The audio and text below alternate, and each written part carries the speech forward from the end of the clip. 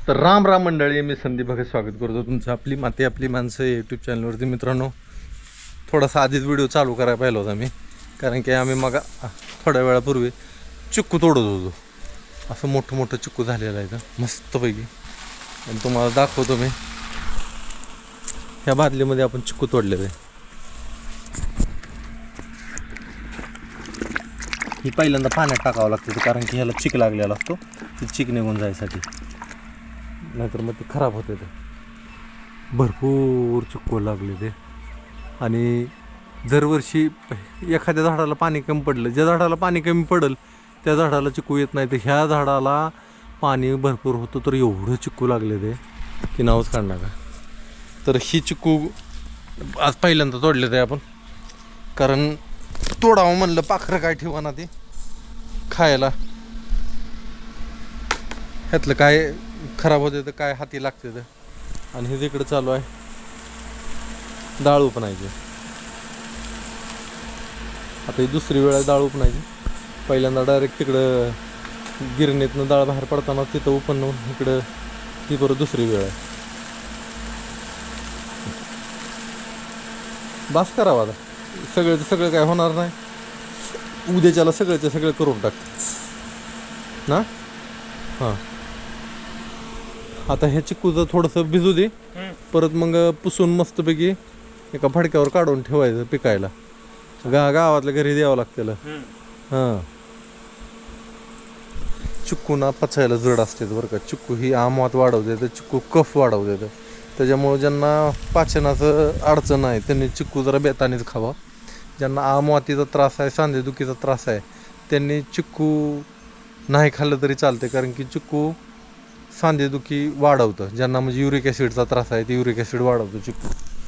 असं चिक्कू असतं, तर पचायला जड आहे. ते गोड आहे, तर बळ वाढवणारच आहे. तर ह्या झाडाला आहे ते चिक्कू समोरच्या, पण जरा कमी आहेत. हां, आणि त्याला पाणी कमी मिळणार, त्याच्यामुळं फळ कमी लागलं.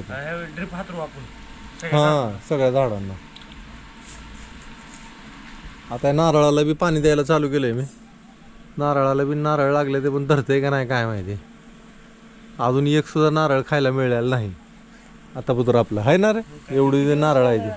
हा, ही तर किती लय दिवस झालं ह्याला, हे नारळाला. आता लागेल ह्याला फळ आता पुन्हा. अरे तू बारका असताना लावलेला आहे ती. ही कितवीला होता की? पहिलेला सुद्धा नसेल. पहिलेला सुद्धा नसेल म्हणलं. हा, बापू 2 वर्षाचा असेल. हा, 2-2.5 वर्षाचा असताना ही झाडं लावली ती चिक्कूची, नारळाची, पिरूचं झाड. पण ती 13 वर्ष झाली लावून. ही नारळ आधीच लावलेला आहे. ही झाडं लावायच्या आधी, चिक्कूची झाडं लावायच्या आधी नारळ लावलेला आहे. कोणता? ही नारळ नाही, नंतर लावलाय. तिथे आंब्याचं झाड होतं, ते जळून गेलं आणि त्याच्या जागेला ती नारळ लावली. बर, असं आहे. पहिली माणसं म्हणायची आज्यानं लावलेलं नाताला खायला येतं, पण मला नाही वाटत तसं. आपण लावलं. हा, नारळाला किती वर्ष झाले अजून नारळ लागणार नाही, पण ती नारळ जरी मी लावला असलं तरी ती मला खायला मिळणारच की. माणसाचं आयुष्य 100 वर्ष आहे. 100 वर्ष जगत नाही म्हणा. आता बॅटरी लवकर डाऊन होती, पण तरी पण लागतील नारळ असं वाटतंय मला. काय होते कोणास ठाऊक. सीताफळाला मात्र सीताफळ भरपूर लागली, भरपूर खाल्ली. त्याचा म्हणण्याचा उद्देश असा असेल पहिल्या लोकांचा, हा, की आता आपण झाडं लावली, हा, आपल्याला उतरत्या काळात खायला मिळणार, आपल्या पोरांना पण तारुण्य वयात खायला मिळणार, आणि त्यांची मुलं मात्र बारक्या मनापासून. नाही, पण ह्यांना कुठं काय एवढं फळ खायचं एवढं काय आवडच नाही ह्यांना, लेकरांना. सगळ्यांना असते आवड. हाय का चिक्कू आवडते ते तुला? मग काय बोलतो? त्यानंतर काढाय बनवलंय तुम्हाला. हा, नाही त्याला आवडते तर बरं का चिक्कू. माहितीये का, घरी असलेली गोष्ट ना असं एवढं काय वाटत नाही. हां, तसंच आहे ते. आता यंदा आंबा बी आलं की, आंबा येते. आंबा, चिक्कू, पेरू. जांभळीला जांभळं येईना ती, नारळाला नारळ येईना ती, रामफळाला रामफळ खाल्ली, सीताफळाची सीताफळं खाल्ली. हाय, भरपूर फळं मिळते ती. जीवनसत्व जाते ते पोटात. जीवनसत्व गेलं पाहिजे ना फळांमध्ये. आणि जांभळ बी 2 वर्षात फळं लागतात. नामा, ए नामा, तू नुसता शिकार करू नको, काय करू नको, बसलाय नुसता निवांत. मनी तर कुठे गेली दिसा नाही, गेली कुठेतरी. तर मंडळी बसलो आता, अंधार पडलाय सगळीकडे. इकडं आपलं डॉन, तिकडं मैना भोकायला लागली. आणि उन्हाळा दिवस म्हणलं की जरा बाहेर बसायला बरं वाटतं बघा, घरात बसू वाटत नाही. थंडीच्या दिवसात ह्या टायमाला बाहेर सुद्धा बसू वाटत नाही, एवढा गारठा असतो. बाहेर बसले की रातकिड्यांचा कालवा, कुत्र्यांचं भोकणं, लांब कुठंतरी कोला ओरडलेला असतो, कोल्याची कोली कोई ऐकू येते आणि मन एकदम शांत होतं. खेड्यात राहण्याचं एकच हे आहे बरं का, इकडं मनाला शांती मिळते बघा. तुम्ही काही म्हणा, अर्धी भाकर आपण खाऊन सुद्धा सुखी राहू शकतो खेड्यामध्ये. फक्त थोडंफार तुम्हाला पैसे, इथं थोडंफार तरी पैसे तुम्हाला कमवायला जमलं पाहिजे.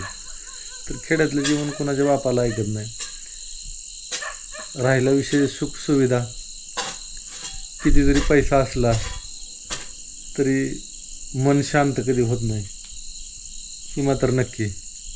ह्या जनावरांकडे बघा तुम्ही, त्यांना उद्याची कुठलीच आशा नसते, फक्त आजचं फक्त विचार करतात, आजचा विचार.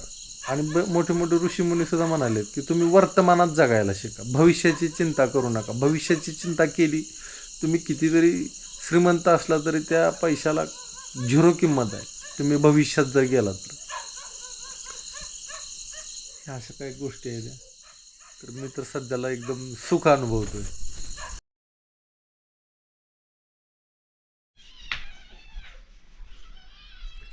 दिवस उगून वर आला आता, एवढ्यातच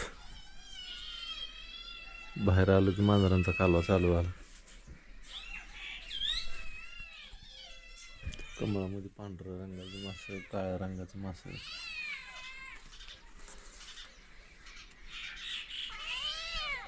अरे तुम्हाला कसं काय करावं रे सकाळ सकाळ?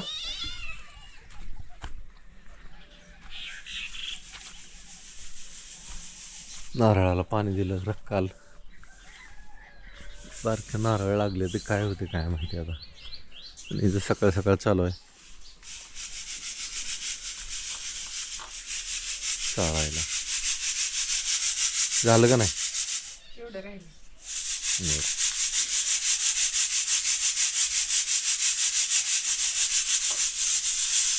त्याला उरकायचंय आज, लवकर उरकावं लागेल. हा थोडं राहिलं. महागारी हो मग लवकरच आहे का ना. परत पुढची कामं मोडणी घालावं लागेल परत आपली.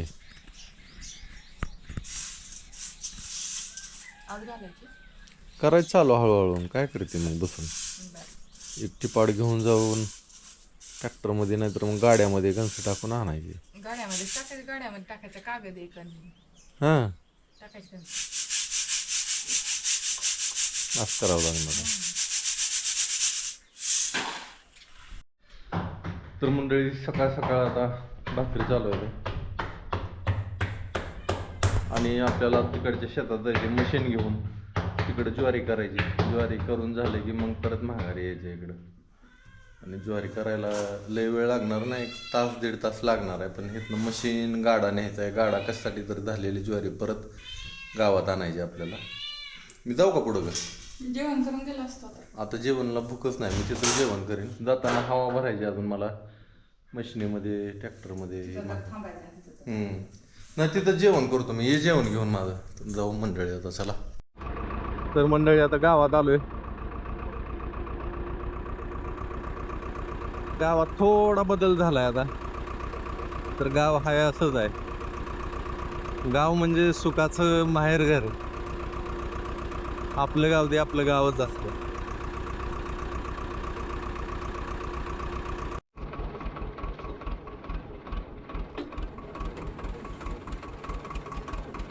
गोळा करताय काय? बर चला गे. हा काय यायला लागले तिथे? वार कसं आहे बघ, लावाय मशीन.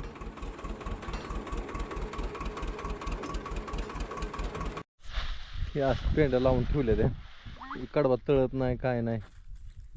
इकायचा ना कडबा ह्या वर्षी पेंडी मोठी आहे पण आहे रगीला आहे 3 4 5 6 7 8 8 9 8 900 आहे का कडबा आहे आपली ज्वारी ही कानी कवळी बाजूला काढली काय नाही काली नाही राहत. नाही ना नाही काय काय होईल ते होईल कागद आणला लय मोठा आहे कागद आहे मोठा आहे कागद. बर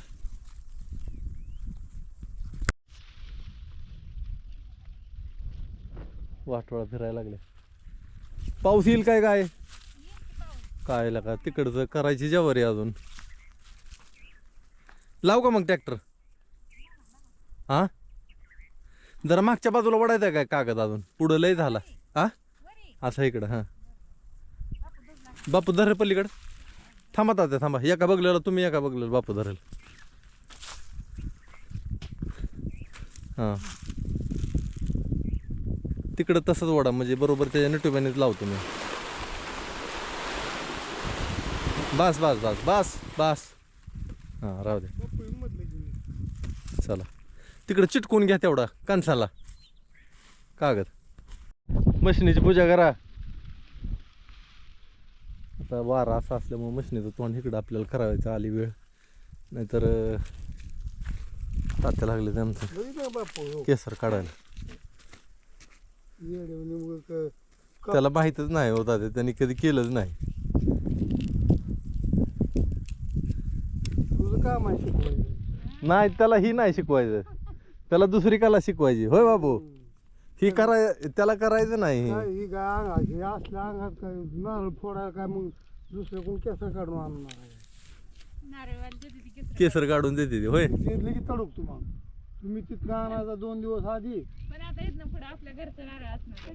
हं. हळदी कुंकू लावा